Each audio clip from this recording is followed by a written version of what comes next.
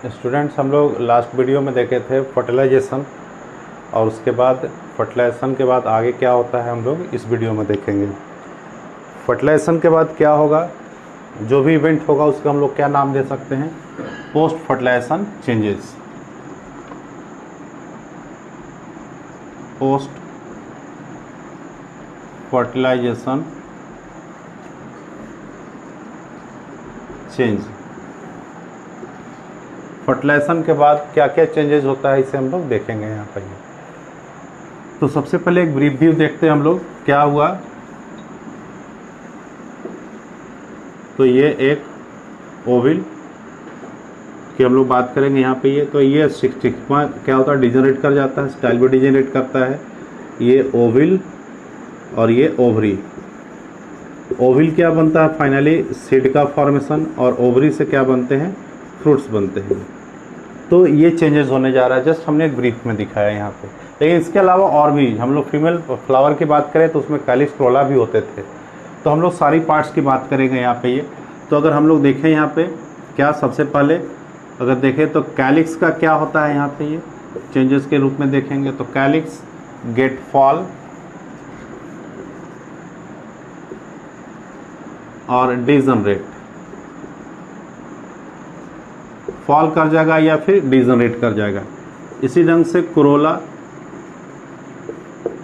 Also get fall और degenerate. इसके बाद एंड्रोसियम की बात करते हैं तो ये गेट डिजनरेट। इसके बाद गाइनोसियम। गाइनोसियम के अंदर अगर हम लोग अभी इसी पार्ट को देख रहे थे, गाइनोसियम वाली पार्ट को ही देखें तो यहाँ क्या होगा, स्टिग्मा, स्टाइल,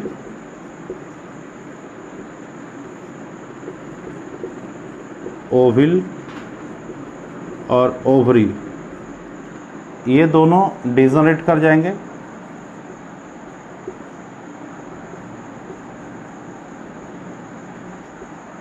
ओविल क्या बनाने जा रहा है ये, तो सीड, और ओवरी क्या बनाने जा रहा है, फ्रूट्स।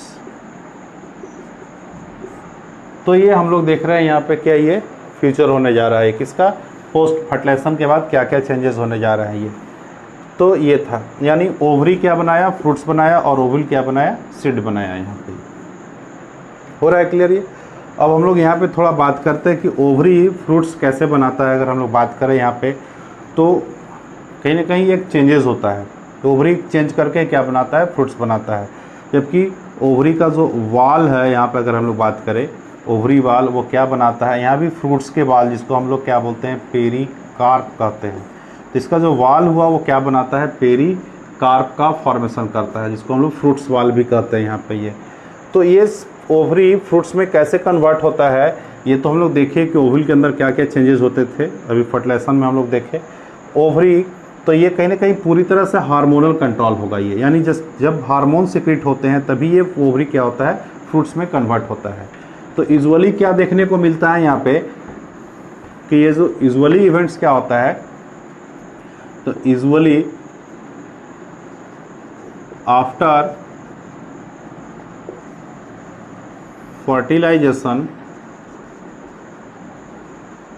प्लांट हार्मोन यानी हार्मोन्स आर सिक्रेटेड। हार्मोन क्या होगा, सिक्रीट होता है।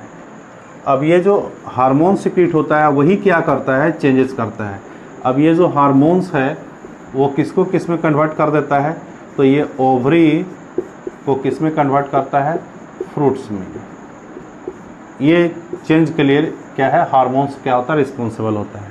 अब क्वेश्चन ये होता है कि यदि ये हार्मोन्स फर्टिलाइजेशन के बाद सिक्रीट होता है तो ओवरी फ्रूट्स में हो रहे हैं ये, लेकिन अगर पहले सिक्रीट हो जाए तो क्या ये ओवरी फ्रूट्स में नहीं कन्वर्ट होंगे, तो होंगे।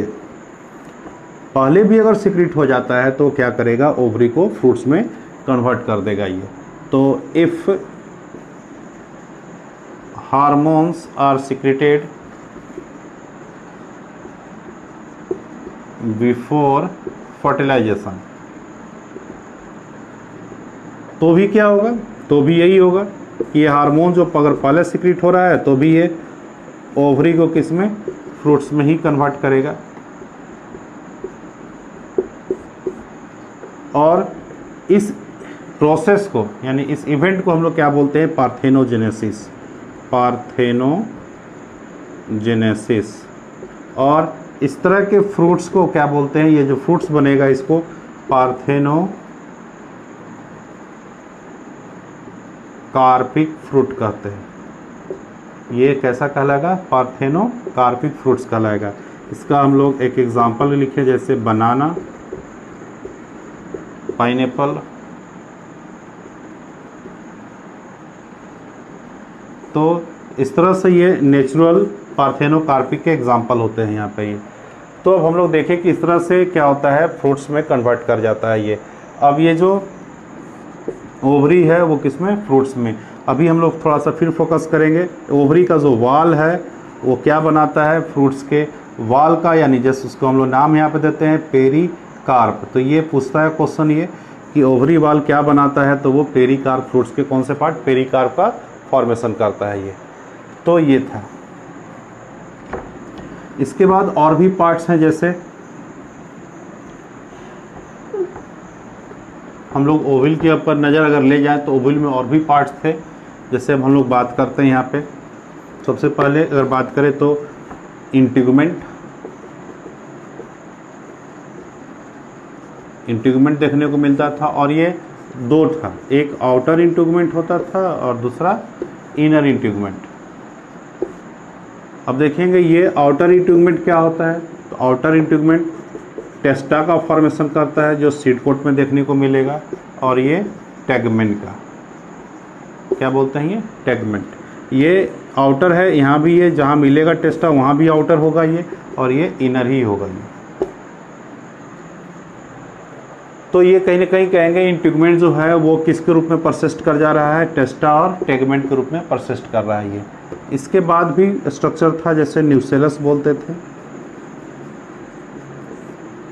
अब ये न्यूसेलस जो है वो किसी केसेस में देखने को मिलता है, ये गेट डिजनरेट भी होता है,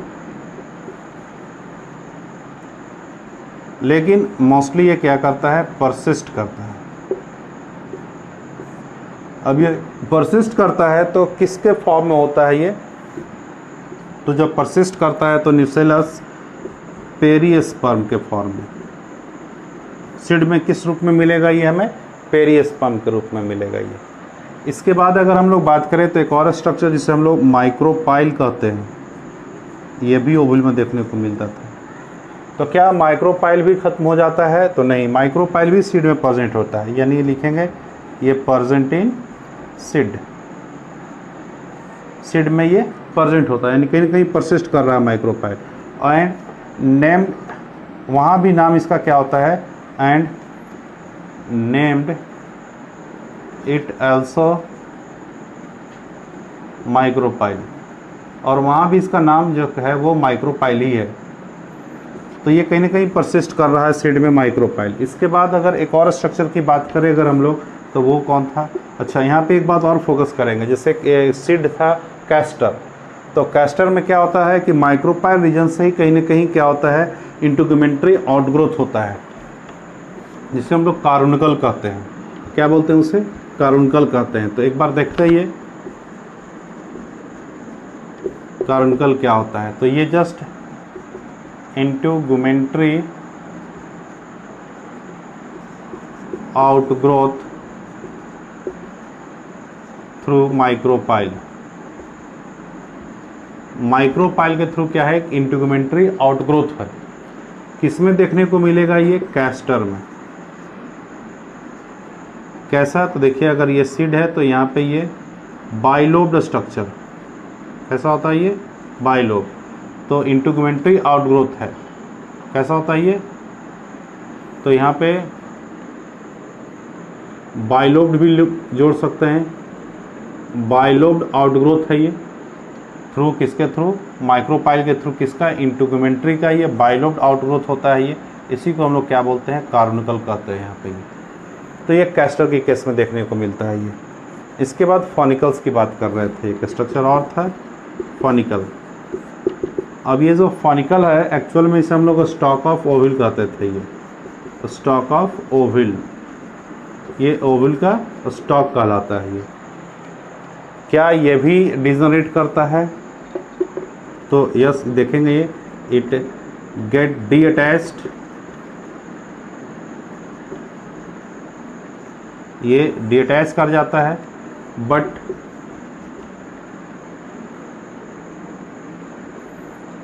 present as a scar at the point of detachment on SID।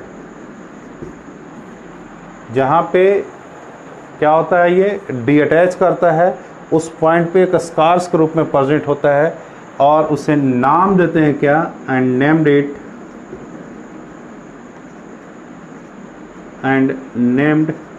It hilum, hilum देते हैं इसे नाम। तो ये था यहाँ पे। ये अगर हम लोग इसको अब यहाँ पे देखें एक डायग्रामेटिक कंपैरिजन के रूप में देख ले हम लोग कि ओविल पहले कैसा था और फर्टिलाइजेशन के बाद कैसा हुआ, यानी सीड जो बोलते हैं हम लोग कि ओविल किस में कन्वर्ट कर रहा है, सीड में। तो बिफोर फर्टिलाइजेशन और आफ्टर फर्टिलाइजेशन एक डायग्रामेटिक अगर कंपैरिजन में देख ले तो और बेहतर इसे समझ पाते हैं हम लोग। ये तो ये हो गया। ये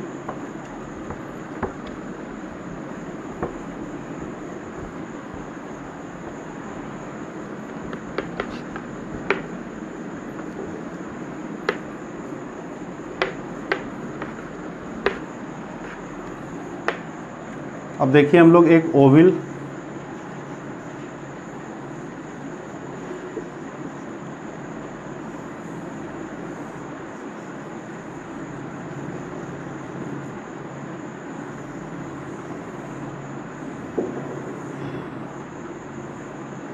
ये फॉनिकल, ये पॉइंट ऑफ यहाँ हाइलम था, ये माइक्रोपाइल, ये न्यूसेलस, ये इंट्यूगमेंट जो दो था, आउटर और इनर, ये पोलर न्यूक्लियाई,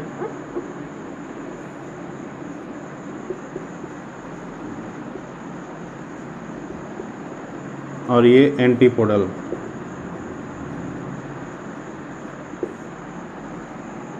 ये स्ट्रक्चर था ओविल का। अगर इधर देखें हम लोग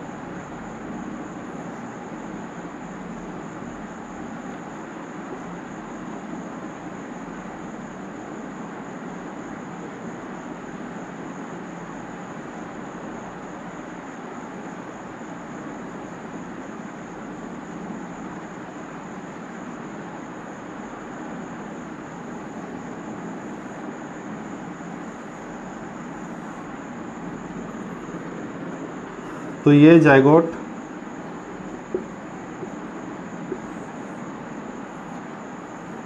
फिर ये एंडोस्पर्म,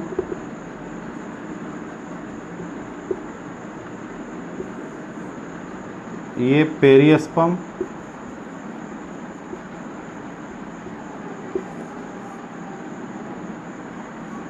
ये अंदर वाला टेगमेन, और ये टेस्टा। यहाँ इस जंक्शन दिखा सकते हैं माइक्रोपाइल,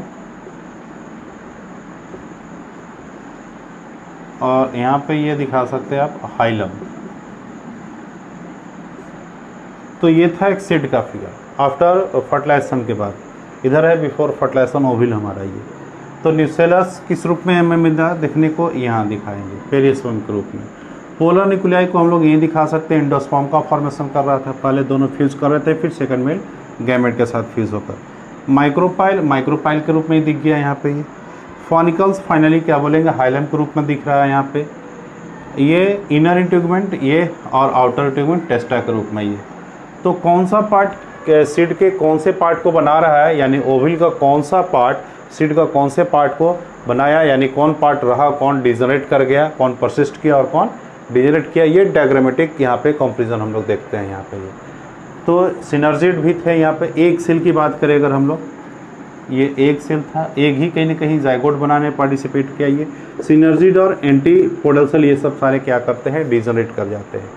तो ये एक क्या था यहाँ पे, डायग्रामेटिक कंपैरिजन हम लोग देखे थे यहाँ पे। अगर ओवरऑल अगर हम लोग बात करें अब यहाँ पे,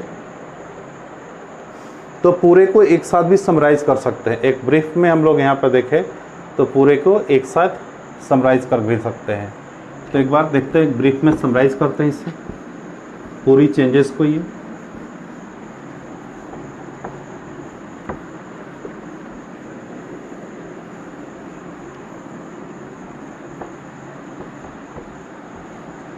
अब देखिए हम लोग के पास क्या था, इम्ब्रायो सैक। अब इस इम्ब्रायो सैक में अगर हम लोग देखें तो क्या था हमारे पास, एक एग सेल। दूसरा क्या था हमें यहाँ पे मिला था, एंटीपोडल भी उसी के अंदर था, और सिनर्जिड भी, सिनर्जिड सेल और एंटीपोडल सेल। और एक क्या था इसके अंदर, पोलर न्यूक्लियाई था ये।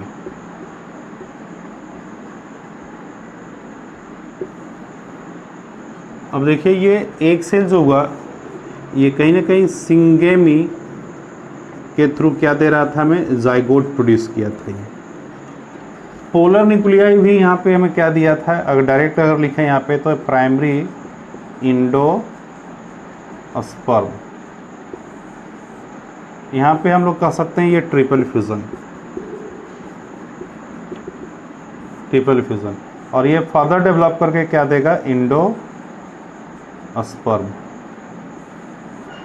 प्राइमरी इंडोस्पर्म में क्या होगा, यहाँ पे प्राइमरी इंडोस्पर्म न्यूक्लियाई कहते हैं, PEN जिसे लिखता है। यहाँ जाइगोट फर्दर डेवलप करके क्या देगा हमें, इम्ब्रायो। तो हम लोग क्या देखें यहाँ पे कैसे चेंजेस हुआ था, इस बात को अगर हम लोग फाइनली यहाँ पे फिर से अगर देखें यहाँ पे, तो हमें यही मिलने जा रहा था। फर्टिलाइजेशन के दौरान क्या हुआ, एक से जो दिया वो एम्ब्रायो दिया, जाइगोट दिया, और पोलर न्यूक्लियाई क्या दिया हमें, प्राइमरी इंडोस्पर्म। ये जबकि क्या कर जाता है, यहाँ पे डिजनरेट कर जाता है। क्या करता है, ये डिजनरेट करता है। तो अब देखें यहाँ पे ये डिजनरेट किया। अब हमें इससे आगे बढ़ना था। हम लोग चेंजेस देख लिए, कौन परसिस्ट किया और कौन क्या हुआ, डिजनरेट किया। अब इससे आगे की जो स्टडी करना है वो है पोलर न्यूक्लियाई क्या दे रहा है हमें, प्राइमरी इंडोस्पर्म। और प्राइमरी इंडोस्पर्म से क्या मिला, इंडोस्पर्म, जो फर्दर डेवलप करके बनता है। ये आगे की फ्यूचर की बात कर रहे हैं। तो अब हमें जब ये जाइगोट जब इम्ब्रायो दे रहा है और प्राइमरी इंडोस्पर्म दे रहे हैं, तो इनमें से डेवलपमेंट पहले किसका होता है, तो पहले डेवलपमेंट इनका होता है। प्राइमरी इंडोस्पर्म को डेवलप करता है। आफ्टर दैट जब इंडोस्पर्म डेवलप करता है तो फिर जाइगोट का डेवलपमेंट होता है, किसमें, इम्ब्रायो में। तो अब इससे आगे हम लोग पढ़ेंगे क्या, डेवलपमेंट ऑफ इंडोस्पर्म। इससे आगे हम लोग अब चले देखते हैं development of endosperm.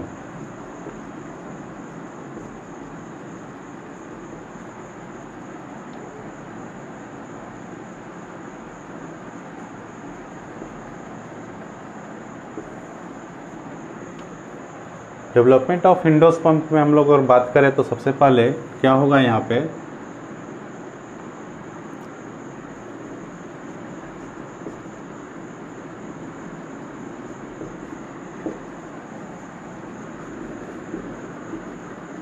sperm, development of endosperm in angiosperm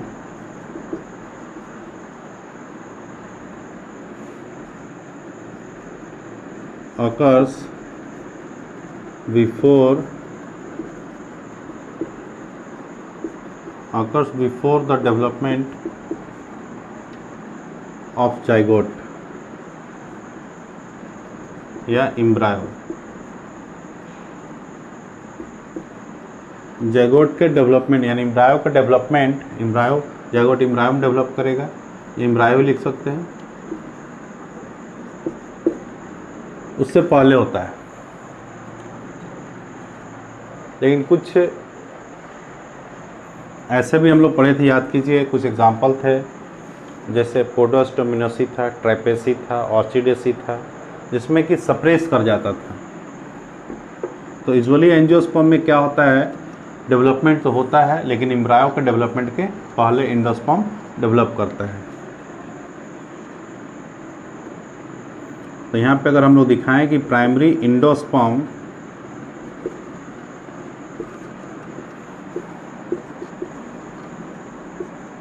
develops into endosperm, लेकिन इसका कुछ एक्सेप्शन लिखे थे हम लोग, फिर से आपको रिपीट करते हैं ये, जैसे ट्रैपेसी, ऑर्चिडेसी और पोडोस्टिमिनोसी।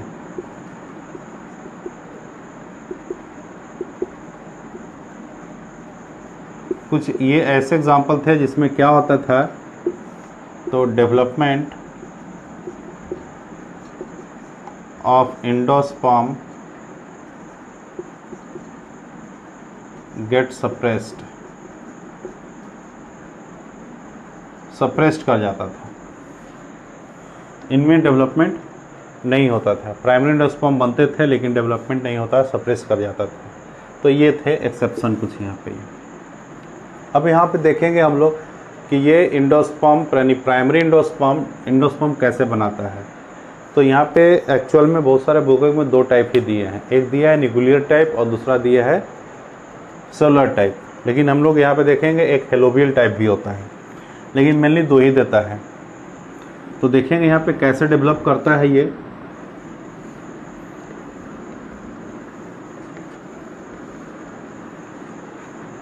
तो सबसे पहला टाइप अगर हम लोग बात करें तो वो होगा nuclear type first.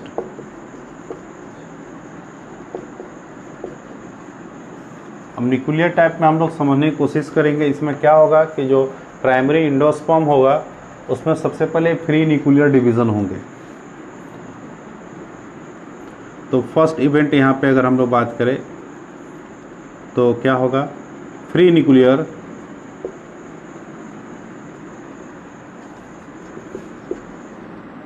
Division in primary endosperm cell results many nuclei are formed, बहुत सारे न्यूक्लियर क्या होंगे, फॉर्म कर जाएंगे। फ्री न्यूक्लियर डिवीज़न हुआ, यानी साइटोकाइनेसिस नहीं हो रहा है यहाँ पे, सिर्फ क्या बोलेंगे कैरियोकाइनेसिस हो रहा है। And all nuclei are arranged in periphery of cytoplasm। Cytoplasm में क्या होता है, ये पेरीफेरी में ये अरेंज होते हैं ये। अब इसको हम लोग दिखाएं तो इस ढंग से ये कि ये एक सेल था ये, और ये क्या हुआ, free nuclear division, F and D लिखते हैं, फ्री न्यूक्लियर डिवीजन। और ये बहुत सारा क्या हुआ इस ढंग से, ये न्यूक्लियस का ये डॉट जो रिप्रेजेंट किया ये न्यूक्लियस को रिप्रेजेंट कर रहे हैं। ये बहुत सारे न्यूक्लियस क्या हो गया, फॉर्म किया, और ये कहाँ, पेरीफेरी में अरेंज हो गया ये। इसके बाद क्या होगा, अब यहाँ पे साइटोकाइनेसिस। तो cytokinesis occurs from periphery to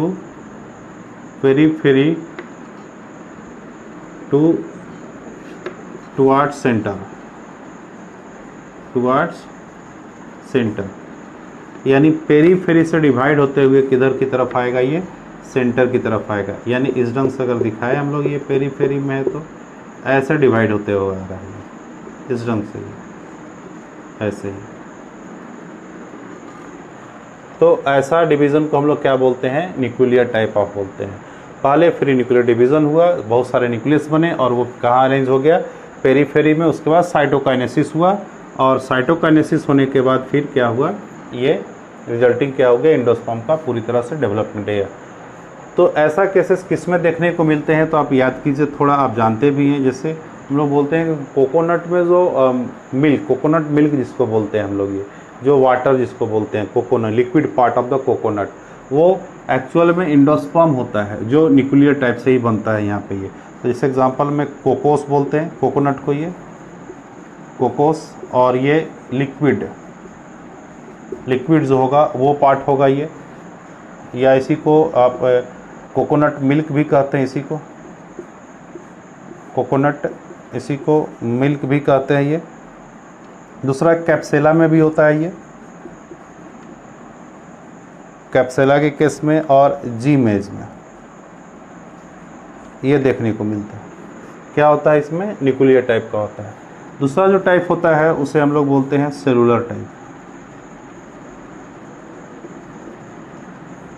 cellular type में क्या होगा, तो जो नॉर्मल हम लोग सेल डिवीजन के बारे में जानते हैं कि karyokinesis is followed by cytokinesis, तो सिमिलर वही होगा यहाँ पे कि प्राइमरी एंडोस्पर्म सेल फॉलो किसे, कैरियोकाइनेसिस,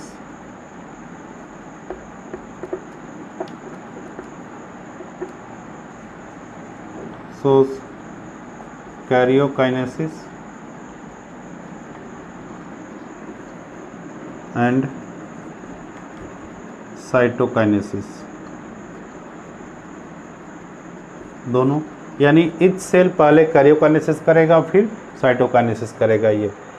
तो जैसे ये नॉर्मल सेल डिवीज़न जो बोलते हैं, ये एक सेल लिए यहाँ पे ये, तो ये पहले 2 न्यूक्लियस बना और फिर ये क्या हुआ, ये 2 सेल का फॉर्मेशन हो गया इस ढंग से, ये 2 सेल बन गई। तो ये सेलुलर टाइप होता है ऐसा। अब ऐसा केसेस किस में देखने को मिलता है, इस तरह से जो डेवलपमेंट ऑफ एंडोस्पर्म होता है वो किस में, तो आप देखें होंगे इसी नारियल में, इसी कोकोनट क्या बोलते हैं, कोकोस में, कोकोनट के केस में ये, इसमें नारियल भी हम लोग बोलते हैं, उसमें जो वाइट पार्ट होता है, यानी फिर से एग्जांपल में लिख सकते हैं ये कोकोस को, ये जैसे कोकोस, और ये इस बार लिख दें ये वाइट पार्ट, कौन सा part, white part, solid part जिसको बोलते हैं। दूसरा मैग्नोलिया में भी होता है ये, ऊपर लिखते हैं ये मैग्नोलिया में भी पाया जाता है। तो ये वाइट पार्ट जो कोकोस का हुआ, यानी जो कोकोनट का वाइट पार्ट होता है वो भी क्या है, एंडोस्पर्म है, और ये सेलुलर टाइप होता है। कैसा होता है ये, सेलुलर टाइप होता है ये। तो ये इंपॉर्टेंट था एक तरह से यहाँ पे ये। तीसरा जो केस होता है वो होता है हेलोबियल टाइप, जो जनरली नहीं भी बुक में मेंशन करता है ये। थर्ड हेलोबियल टाइप बोलते हैं, हम लोग सिर्फ जान लेंगे एक टाइप था ये हेलोबियल टाइप। थर्ड की बात करें अगर हम लोग तो हेलोबियल बोलते हैं। अब इसे इंटरमीडिएट कहते हैं एक्चुअल में, क्या बोलते हैं इसे, इंटरमीडिएट। इंटरमीडिएट किसके बीच कहते हैं कि ये क्या शो करता है, ये न्यूक्लियर भी और सेलुलर भी दोनों शो करता है। तो इसमें अगर हम लोग बात करें तो फर्स्ट जो होगा वो सेलुलर शो करेगा, सेलुलर डिवीज़न यहाँ पे ये, यानी ये जो सेल है ये पहले डिवाइड करेगा तो ये 2 अनइक्वल सेल, एक बड़ा और एक छोटा सेल का फॉर्मेशन करता है यहाँ पे। इसके बाद फिर सेकंड में क्या होगा, ये एफ&डी शो करेगा, ये फ्री न्यूक्लियर डिवीज़न। अब ये सेल जो हुआ और ये सेल दोनों ही क्या शो करेगा, एफ&डी। देखिए यहाँ पे पहला ये क्या शो किया, सेलुलर, जिससे 2 अनइक्वल, एक बड़ा और एक छोटा सेल बना। इसके बाद फिर ये एफ&डी शो करेगा, फ्री न्यूक्लियर डिवीज़न, ये दोनों ही। तो इस ढंग से ये यहाँ पे भी अभी हम लोग देखेंगे, और ये एक छोटा सा ये, फिर इसके बाद क्या होगा, साइटोकाइनेसिस। तो इस ढंग से ये 2 सेल यहाँ भी कर सकते हैं ये, और इधर भी दिखा सकते हैं ये। तो इस ढंग से ये क्या होता है, यहाँ पे इसका फॉर्मेशन होता है ये, जिसको हम लोग हेलोबियल टाइप कहते हैं, जो कि एक्चुअल में इंटरमीडिएट होता था ये।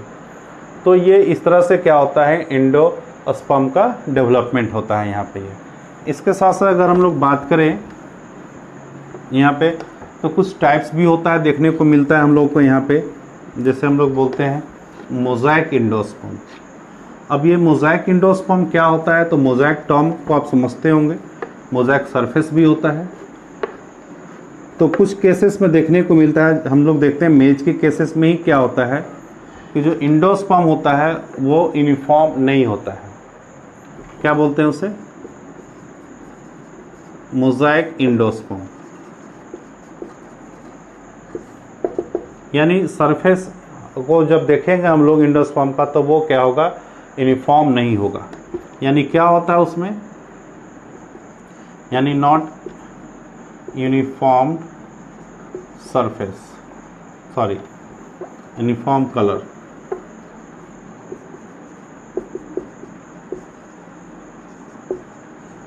एक यूनिफॉर्म कलर देखने में नहीं मिलेगा आपको। ये क्या होता है उसके पास, तो कहते हैं यहाँ पे कि एक तो स्टार्च होता है और दूसरा शुगर प्रेजेंट होता है, जिसकी वजह से ये यूनिफॉर्म नहीं होता है, यानी कहीं पे स्टार्च होगा कहीं पे शुगर होगा, इसलिए यूनिफॉर्म देखने में ये नहीं होगा। इस तरह के इंडोस्पर्म को हम लोग क्या बोलते हैं, मोज़ेक इंडोस्पर्म कहते हैं।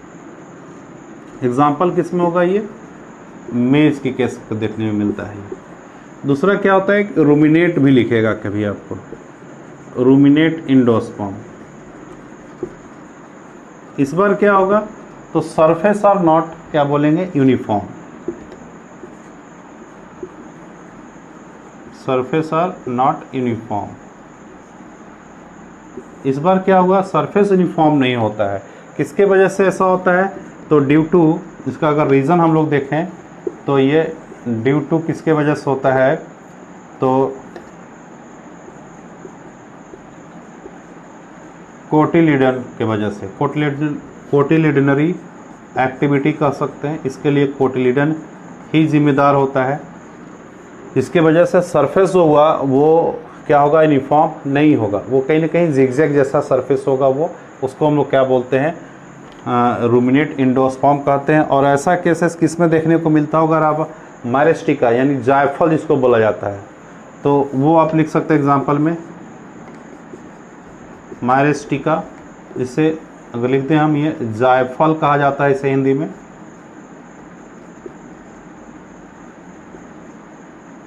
समझते होंगे बहुत सारे लोग जायफल।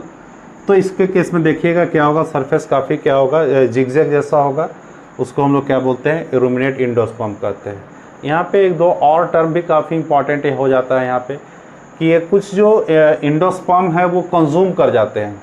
कुछ केसेस में क्या होता है, जब मैच्योरिटी ऑफ क्या बोलते हैं यहाँ पे, ओविसीड जो होता है यहाँ पे, उस समय क्या होता है, ये कुछ इंडोस्पर्म जो हुआ कुछ प्लांट के केसेस में, कुछ सीड्स के केसेस में देखने को मिलता है, क्या वो कंज्यूम कर जाता है। तो यहाँ पे देखते हैं किस में कंज्यूम करता है, तो इंडोस्पर्म गेट कंज्यूम्ड ड्यूरिंग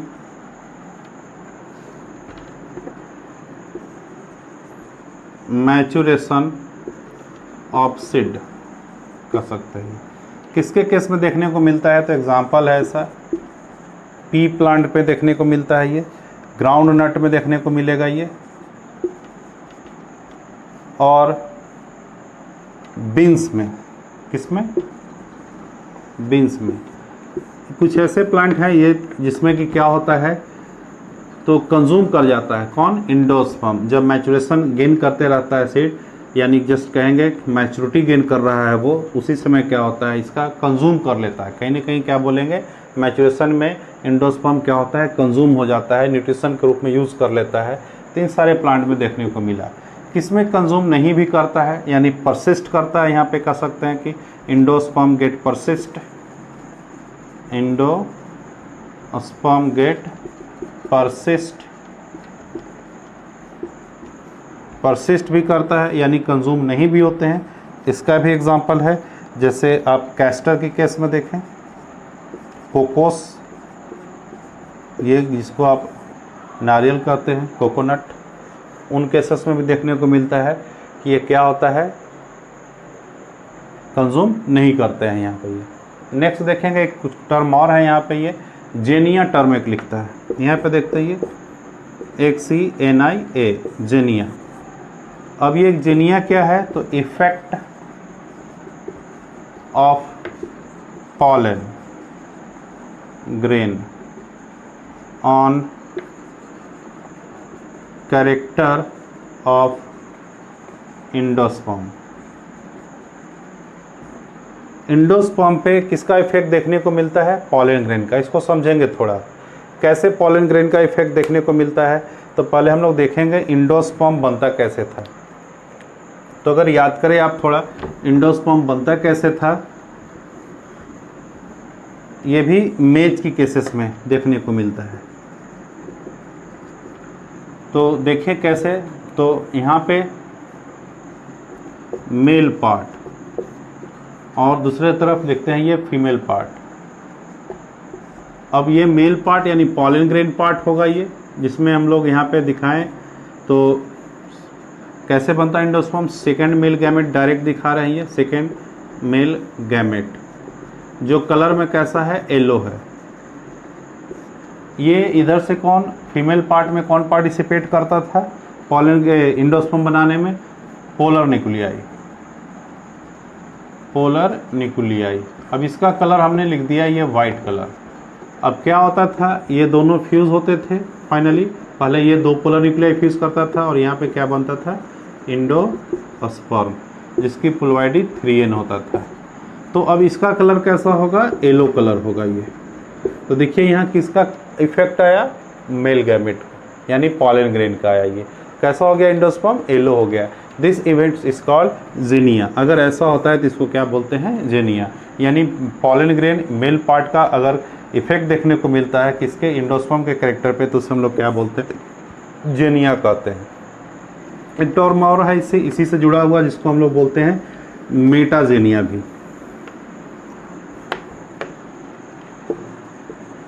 मेटाजेनिया तो सिमिलर है, यानी क्या बोलेंगे इस बार एंडोस्पर्म पे नहीं होगा, अदर देन एंडोस्पर्म, यानी इफेक्ट ऑफ पॉलन ग्रेन ही होगा ये भी, effect of pollen grain on tissue